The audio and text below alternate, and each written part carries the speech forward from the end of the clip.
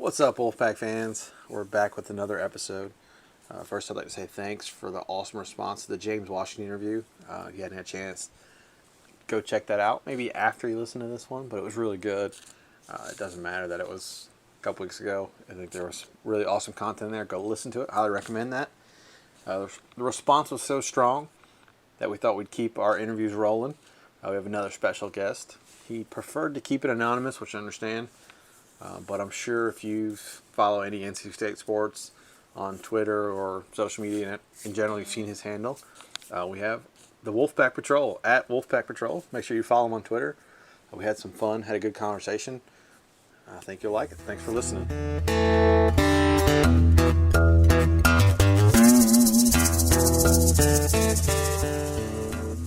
All right, folks, let's get right into it. I have my friend and Wolfpack super fan, Wolfpack Patrol. Patrol, thanks for joining us, and welcome to the show. Appreciate it, buddy. Thank you. We appreciate you taking the time. You're without a doubt one of the most passionate Wolfpack fans I know. So tell the people, what is the Wolfpack Patrol about? Simply, all it is a way to highlight that all the positives that NC State has. I mean, you look at that school in general, the academic side, the athletic side. It's just a way to kind of show people that you can come to school here, get a great education, whether it's football, basketball, whatever you're playing. Play for great fans, great support, and set yourself up for life after 4 or 5 years. I mean, I think with a lot of negativity out there, especially in the Twitter world and social media, that I think that's a refreshing look at it. So how did this come about? I was on Twitter, just you follow different things, especially when you're a sports fan like me. And I saw all these other schools, these fan accounts, and they were promoting the school and they getting the word out about the school and showing all the positive to it. And I thought to myself, well, why doesn't NC State have something like that? And being a State fan since I was born, I figured, well, I'll start something like that. It won't turn into much, but I'll do it. We'll have a little bit of fun with it. Promote NC State. I had no idea that it would turn into what it is now. I had no clue, but the whole purpose of it was mainly just to showcase NC State and what it has to offer. Well, you've got quite a loyal following, so I think that shows what you're trying to do is you're doing it well. So I hope so. Yeah, I think so. So let's get into it. Let's get into the football. How do you feel about Coach Jordan? How do you feel about his staff so far? Man, there's not a. I've been around for a while, and that staff recruits harder than anybody I've ever seen. I mean, you constantly, anywhere you go, you hear about NC State coach was here, NC State coach was there. One thing I've noticed in following recruiting like I do, it doesn't matter to them if they're going up against, a D2 school or a national champion. They don't back down. If they want a kid, they go get them. What I love more than anything is the honesty. They're straightforward, they're honest, they're upfront with guys. They don't try to play the recruiting games. They give it to you straight and let you make your own decision. I think that's a refreshing look at it. I mean, I remember in previous staffs, right, they would try to isolate the kid that nobody was, going after, right, because they didn't want to have that, put that effort into a guy that they might not get, right, and the staff takes a different approach to it.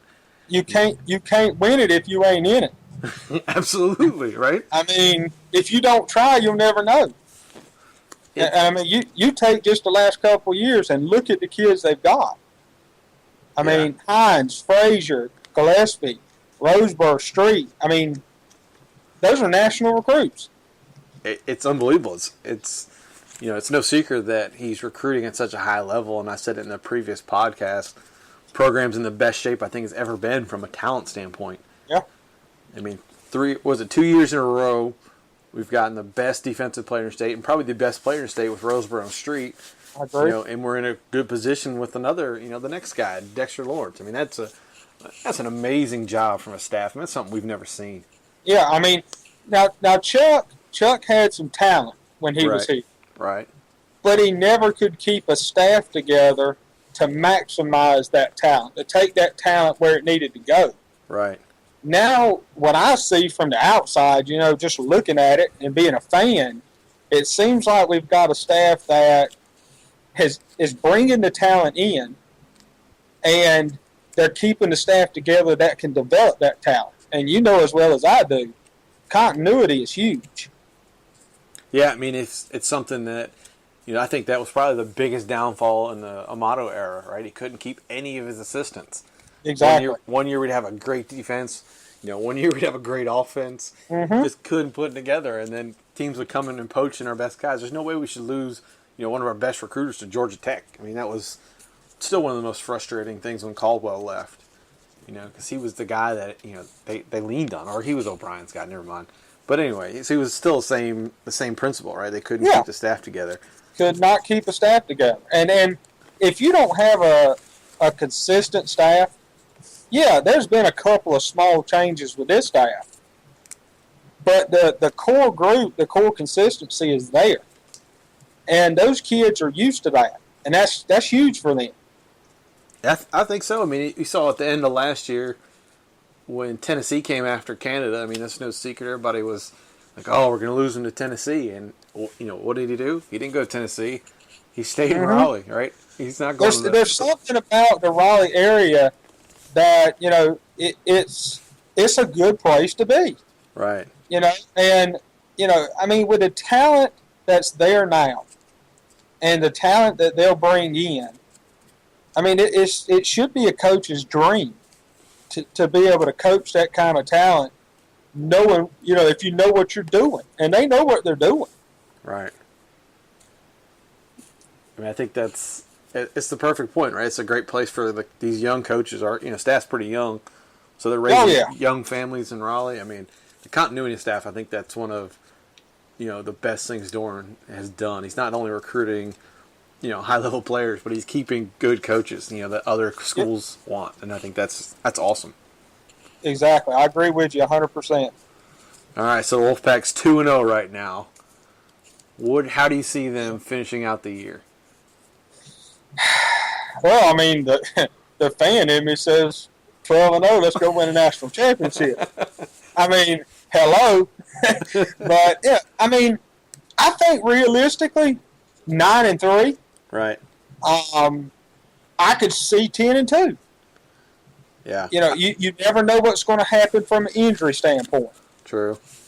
But I mean, this team's got a lot of potential this year, next year, years to come. But if I had to put a number on it right now, I'd say 9-3. I think that's fair. I think it was my prediction early in the year. I'm sitting here watching Clemson, Louisville, and neither one of these teams is really impressing me. So, those games. Well, I'm glad we've got them both at home. I mean, that's great, right? I think those are two winnable games that you previously would have looked at and be like, well, I don't know about those. I think that's yeah.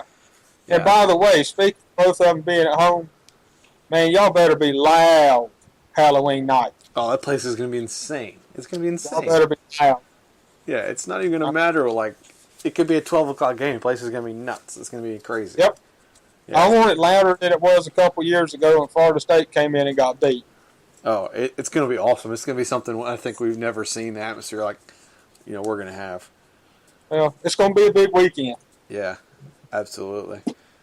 I think the Atlantic's up for grabs. I know there's some heavy favorites, but I think we're right there. We're in it. I don't think that anybody is standing out among the others. My only concern. Go ahead. No, I was going to say my only concern with State was, like you said, injuries in the offensive line. We've got to keep that offensive line healthy. Yeah, 100%. I mean, as well as I do, it starts with the front five. Yeah, absolutely. If your front five aren't solid, you're not solid. Right. But speaking of the divisions, it used to be that there was a pretty even split between top and bottom, and I don't feel like that split is even as it used to be. Right. I agree. I really don't. But I mean, being a diehard State fan, I'm always I'm a glass half full kind of guy. So, but then again, win, lose, or draw, Yeah. I'm going to be there. Yeah, that's the anomaly for most state fans, right? We're all Chicken Little, the sky is falling anytime something happens. It's just a mentality I think most state fans have. Well, I posted on Twitter, I want to say it was back in January, and I don't even remember what it was in reference to, but I post it from time to time. Relax. RELAX. Just relax. But we don't have any recruits. What's going on? Relax, people. I try to tell people that they'll tweet at me, and I'm just a fan, and I'm thinking, hey, just relax. Right. Let it be. It'll work out. This staff knows what they're doing. From the outside looking at it, I have no doubt this staff knows what they're doing. Yeah, you can tell that. I mean, you look at the previous years. They've recruited late, right? They haven't panicked. They've gotten the guys they've wanted, and they've gotten them later, which is fine as long as you get them. It doesn't matter when they are. Nope. Nobody worries about when they committed. Right. If they're playing for you, it doesn't matter when they committed. If they committed 2 years before or day of signing day, it does not matter. Yeah, I think it's one of the things that this staff also does really well. They recruit well, but they have a plan for it. They plan. Yeah. They know who they're going to go after, and then they have, if it doesn't work out, they have other guys that are going to, fill in the gaps. Yeah. They don't panic. And if you look at Roseboro last year, right, he committed and then decommitted and committed to Michigan and committed again. You're like, what in the hell is going on? But they didn't panic, and in the end, you get the best player in the state. He's on our team. No doubt. It's like Chuck Amato used to say about a kid committed to another school. Well, I know my competition. Right? Exactly. Yeah. That's perfect. And the thing about this staff, as somebody, just watching, it does not ever seem like they're reaching for a kid or they're scrambling. Right. It's like you said, they seem to have a plan in place. Yeah. I think they follow the plan. That's awesome. I mean, it's comforting as a Wolfpack fan, right? Yeah. It's comforting to know that. It makes me sleep easier at night. Absolutely. So, like, going into this week, right, we've seen ODU's put out there that this is their biggest game ever, right? This is the most important game they've ever had. And, some of that old Wolfpack fan mentality starting to creep up. People are like, oh, we're going to lose. We're going to lose to ODU. Yeah. How do you feel this? How do you feel this week's going? Well, I mean, you got to look at it this way. You're going into an away game at night. Right. I don't care who you're playing. That's a tough game. Right. I mean, let's be honest. And I mean, the stadium, I think, holds 20,000. Mm-hmm. But that's their biggest game ever. Yep. So, we're going to have to come out from play one, in my opinion, and go to work. Yeah. We can't take a quarter off or half a quarter off because, let's face it, if you take a quarter off and for some reason Old Dominion's up 7-10 after the first quarter, their thinking is we got a chance. Go ahead and end it early. Yeah, absolutely. Go out there, play your game, do what you're supposed to do. Old coach from my area used to say, if I can go tell them what we're doing, that if all 11 of you do your job, they can't stop you. And that's all we've got to just go to work. I mean, I think it could be close in the first quarter and a half, but this team's prepared a lot different than teams of past were prepared. Right. And I mean, at the end of the game, I think the Pack fans, for the most part, will be satisfied. I would hope so. I would hope so. It's I don't know. I mean, I think it's just it's an old school mentality that's coming back into play. But this team it seems to have a different air to it, right? They carry themselves a little bit differently. Mm-hmm. And there's a different attitude about them. Right, and I think part of last year when ODU gave us a little scare, right? It caught us off guard. I think most of these guys were here and they remember that, right? So I don't think they're going to take it for granted like they have before. Yeah. I think Old Dominion may be more one-dimensional this year. Right. Because the quarterback they had last year, if I'm not mistaken, is on the Minnesota Vikings Yeah, he roster. is. Yep. And So, I mean, they're going to run the ball. Yeah. So, basically what that means is that front four, go to work. Yeah, I think that's you said it starts up front on the offensive side, but it's the same thing on the defensive side. Absolutely. Their little running backs got back-to-back 200-yard games. There's no doubt that he can run. Yep. And he's good. Yep. So I mean, I think the key is to stop him. If we keep him under 100, I think that bodes pretty well for the outcome of that game. If they come out and play defense Saturday, like they did this past Saturday, Yeah. I've watched a lot of NC State games in my life. Right. That was one of the better defensive performances I've ever seen. Hey, a shutout against anybody is a good performance. Yeah. And I think I looked at the scoreboard, and I could be wrong about this. At the end of the third quarter, they were showing the stats. Right. And I think Eastern Kentucky had 102 yards of total offense at the end of the third quarter. Mm-hmm. I mean, that's impressive. I don't care who you're playing. Yeah. You can be playing, J.H. Rose, Garner. I don't care. You hold a team to 102 yards of offense in three quarters, that's pretty impressive. Yeah, I agree. I think it showed in the first week too. Like Coach pointed out, they had a couple big plays that gave them, more than a third of their yardage. Right. Yep. You take away those big plays, and they're down to 150-ish yards on total offense, and that's ridiculous. Think 3 plays and 156 yards or something like that. Yeah. You take this, like you said, you take them away, and you got another solid defensive performance. Yep. And you heard what Coach Dorn said after the first game. We've got to correct that. You go into the second game, it was correct. Yeah. You see progress. Shows. Yep.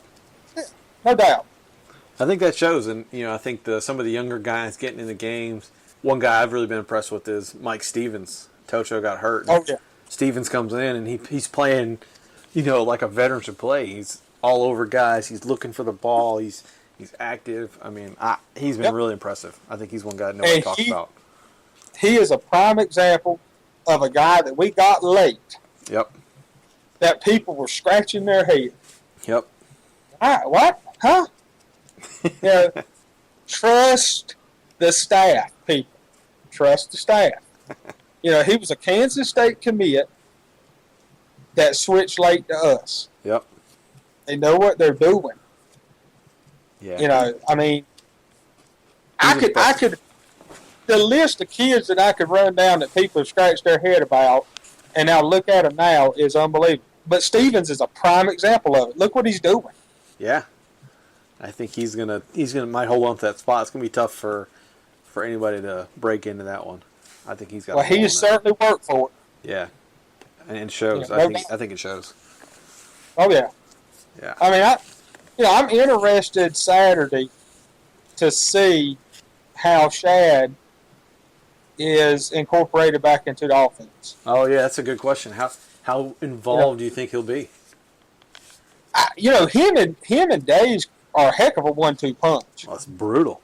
Days gives you that I can play slot, H-back. I mean, that shiftiness. Thornton just gives you that I'm going to run it right at you, and I dare you to try to tackle me. Yeah. And when you get that 1-2 punch, along with Jay Sam, Hines, Ramos playing out of his mind, I'm so glad to see him first 2 games this year. Yep. I'm just interested to see how incorporating Shad is going to be in that game Saturday night.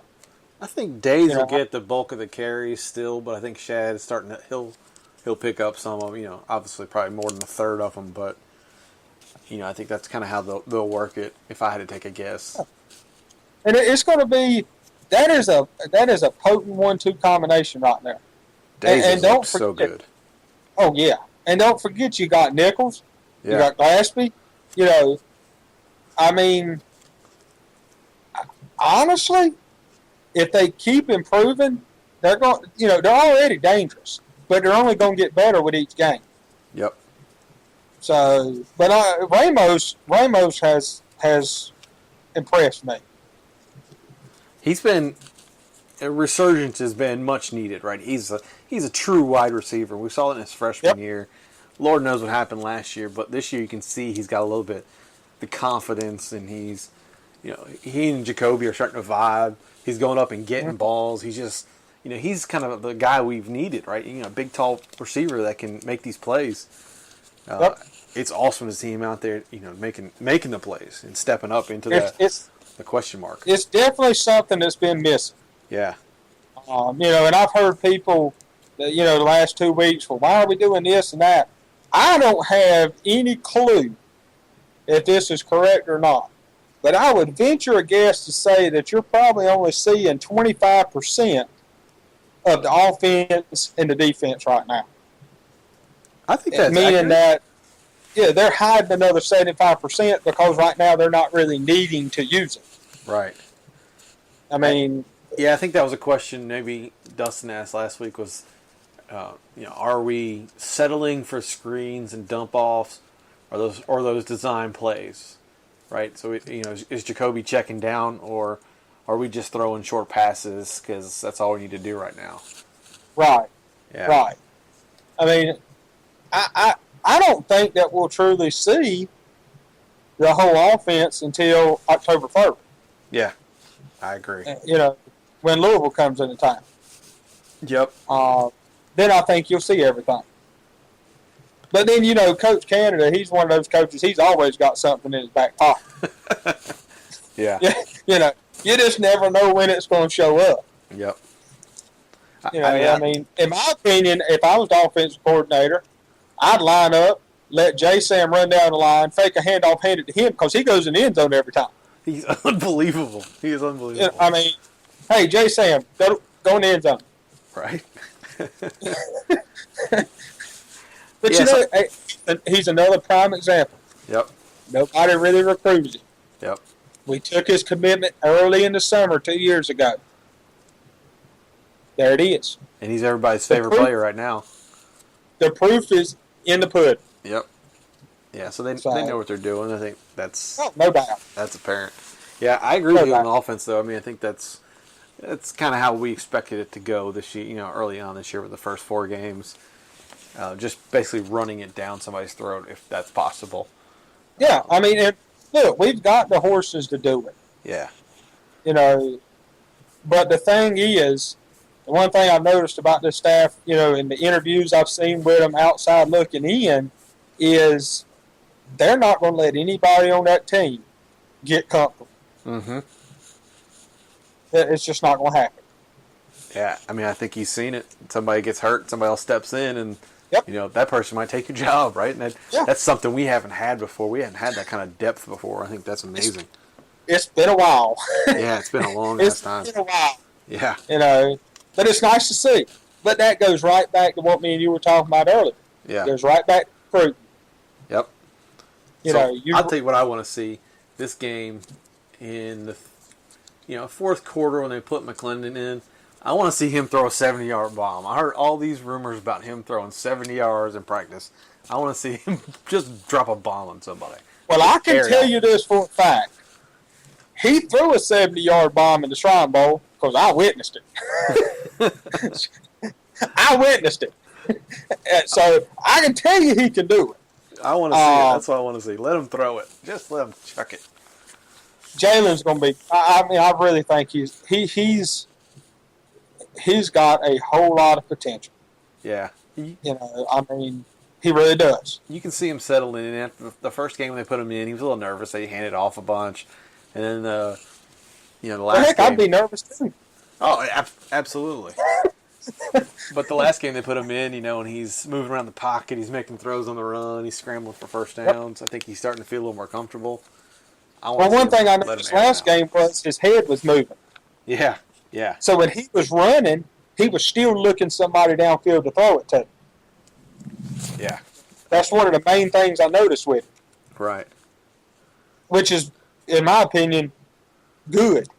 That's amazing. I mean, that was one of Phillip Rivers' strong suits. Is he never looked down.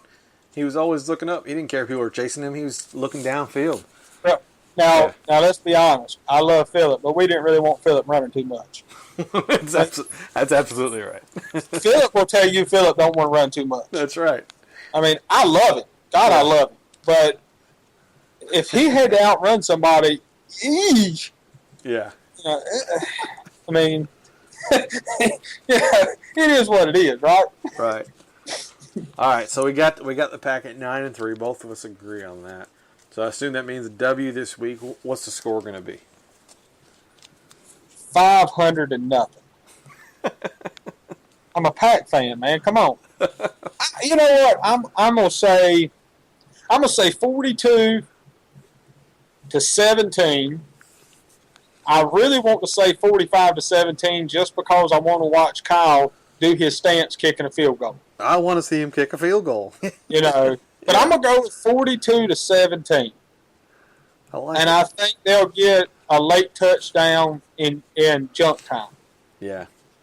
I think we're going to load the box and make them try to throw. I mean, I think it's going to be 10 in the box and one guy on the outside. Hey, I would. Yeah, absolutely. You know, I mean, that running back for them, he's good. Don't kid yourself. Yeah.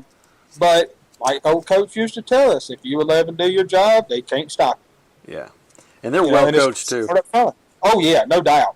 You know, Bobby Wilder's ODU's only has football for 6 years. He's been there for all 6 years. And his record is amazing. Like, it's astronomical what he's done. It's amazing. He's done a great job. He won't be there very long, I don't think. I don't foresee Old Dominion coming out and quote unquote being intimidated. Right. I agree. I think they're going to come out confident. Heck, they played us last year at our place. Yep. But in comparing last year to this year, I think we're better. And I think they're more one-dimensional.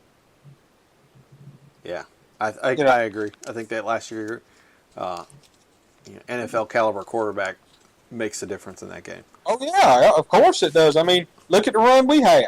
Yep. You know, Phillip, Mike, and Russell. Yeah. I mean, a good quarterback can give you an extra 2 wins a year. Yeah, I agree. So, but I'm gonna say 42-17. I like it. I think I said 42-21, but I think that's right. We're feeling the same thing. You know, I mean, I'll be glad with 42-41. Win's a win, right? I mean, at the end of the day, nobody goes where you won by 1. It still counts as a win. Yeah, absolutely. You know, I mean, let's just win. Yep. Well, I think I've taken up enough of your time on Thursday night. The Clemson-Louisville game's getting pretty good. Is there anything you'd like to ask our audience? Keep it positive. If you follow me on Twitter, you'll see that I never down a kid, down a school, nothing. Keep it positive. All we're trying to do is portray and show how positive NC State is. So just keep it positive, and please, whatever you do, come to the stadium and be loud. Please. And come back after halftime. Yeah, come back after halftime. I mean, Lord have mercy. Just seat your seat. That's right. It'll be all right. The food and the beer will not spoil. But in the cooler, let it be. Other than that, as I always say, we are one Wolfpack family. I love it. All right, Wolfpack Patrol, I appreciate you taking your time and joining us. And yes, sir, buddy. I appreciate you having me. We hope to have you on again. Hey, I'm always here. All right. Thanks, man. All right, buddy.